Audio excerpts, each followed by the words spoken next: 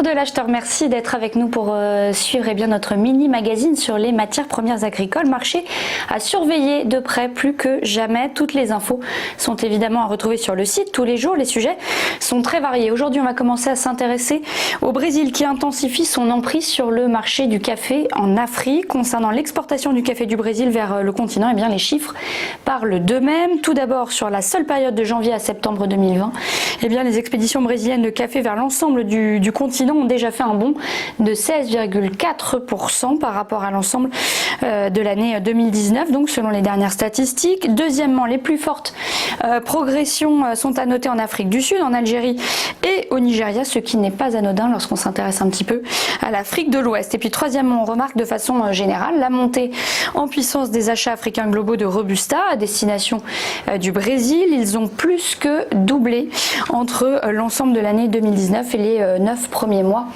2020, contrairement donc à l'évolution sur le segment de l'Arabica. Puis enfin, on termine avec les achats du Nigeria de café soluble, brésilien, qui a plus que doublé entre les 12 mois de 2019 et les 9 mois de 2020. Autre information française, cette fois, c'est une petite révolution pour le marché du chocolat chez nous, puisque c'est confirmé, l'augmentation de capital est bien confirmée pour le groupe Semois, premier chocolatier français, on le rappelle, avec 3700 collaborateurs et 750 millions d'euros de chiffre d'affaires. La marque, elle veut ouvrir son capital pour mettre les bouchées doubles, donc en croissance externe, c'est tout nouveau.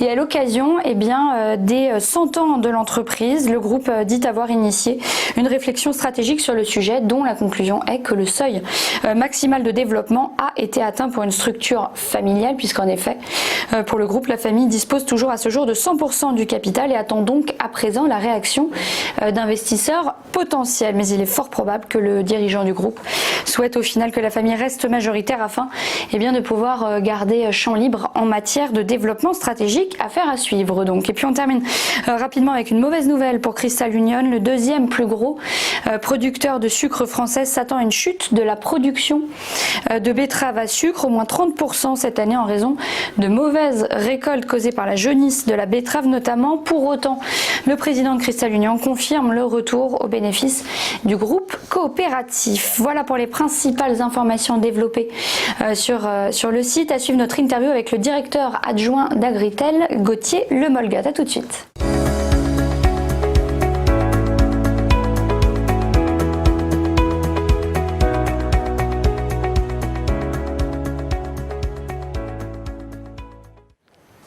Notre interview avec Gauthier Lemolgat, directeur général adjoint d'Agritel, qui est notre invité. Bonjour Gauthier, merci d'être avec nous. Agritel, on le rappelle, c'est une société experte en stratégie des marchés agricoles et agro-industriels. Indépendante vis-à-vis du marché et de ses intervenants, Agritel accompagne les agro-industriels donc sur plusieurs plans. Première question, le marché des matières premières agricoles qui montre une forte volatilité depuis quelques temps, depuis quelques mois, et un regain de tension avec des prix en hausse, tout particulièrement pour les céréales. Que se passe-t-il? Comment l'expliquer? Bonjour Clotilde. Oui, en effet, depuis le début juillet, les cours des céréales ont fortement progressé avec des prix qui reviennent aujourd'hui proches des plus hauts depuis 2 ans. Alors pourquoi cette hausse?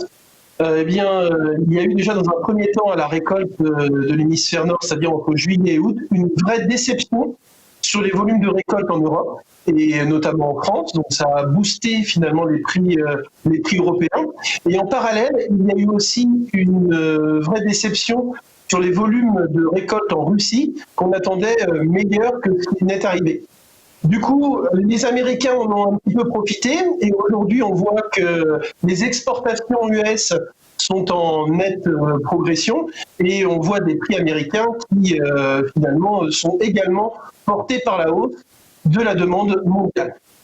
Par contre, le vrai point qui a permis de booster les prix des céréales, c'est surtout en effet l'évolution des perspectives de production de maïs, dont les récoltes débutent depuis maintenant plusieurs semaines aux États-Unis, et on voit une vraie déception qui se confirme sur le potentiel de production.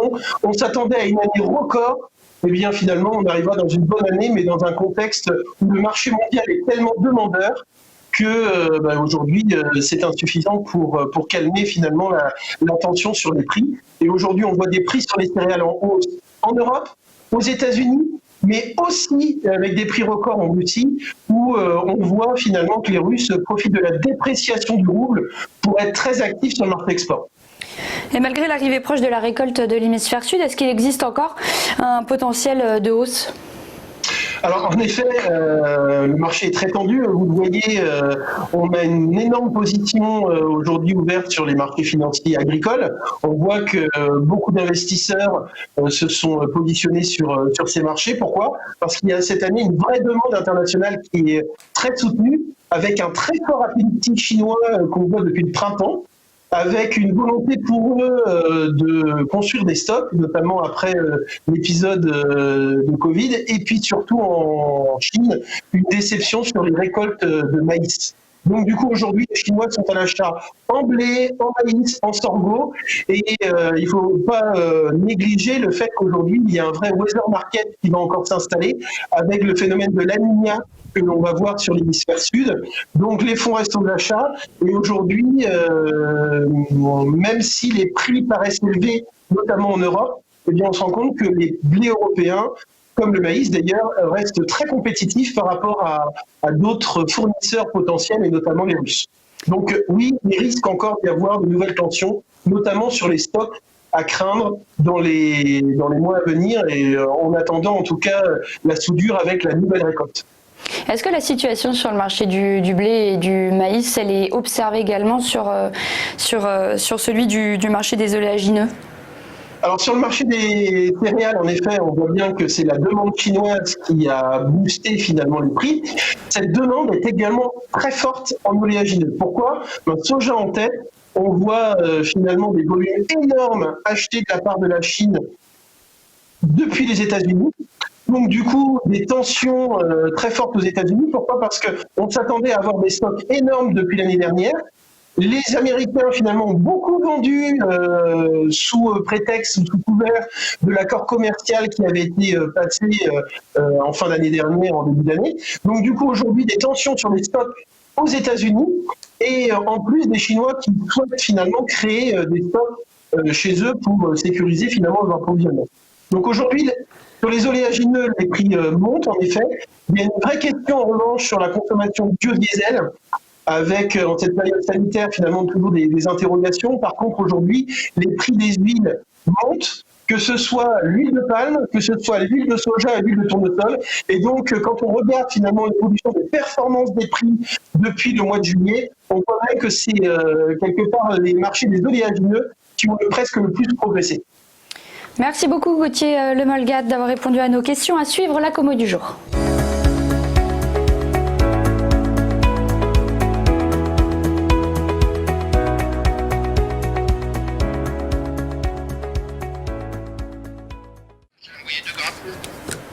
Tout de suite, la Commo du jour avec Mathieu Driol, analyste senior chez Day by Day. Bonjour Mathieu, pour commencer, une matière première, donc le canola et votre analyse. Alors le canola en fait est assez intéressant puisqu'il donne des signaux en fait en boucle depuis quelques mois déjà. Alors pourquoi je parle de signaux en boucle ? C'est qu'en fait on va dire en juillet 2000, il était sorti déjà par le haut d'une figure de compression à plat au-dessus d'un support majeur vers 435. Les cours avaient donc déclenché après cette phase de plat une très vive impulsion. Et plus récemment, là, il y a 2 semaines, ils viennent là encore de franchir une résistance, cette fois-ci à 540. Et le débordement de cet obstacle est un nouveau signal de force. C'est une résistance 540 qui date d'août 2013, qui a déjà été testée à 4 reprises depuis août 2013, et le franchissement en clôture de ce niveau est un réel signe de force. Ce que l'on peut voir, c'est que la dernière fois, quand on était sorti en juillet de la consolidation à plat, eh bien la cible théorique, c'est-à-dire la taille du plat reporté au point de sortie, avait été atteinte. Ici, la taille du plat, en fait, c'est un plat qui date de 7 ans, de 2013 à 2020, qui fait à peu près 100 points de large. Et donc le franchissement de 540 nous enverrait, théoriquement bien sûr, vers 100 points au-dessus de 540, c'est-à-dire 640, ça tombe bien, on a une résistance vers 650 qui date de 2012. C'est a priori vers cela qu'on doit se diriger. Alors combien de temps ça peut prendre? Ça c'est l'autre possibilité. On sort par quelque chose qui est long de 7 ans. Alors ça peut prendre quand même quelques mois sans aucun souci. Je m'attends pas forcément à une ligne droite d'ici 2 semaines. Faut pas rêver.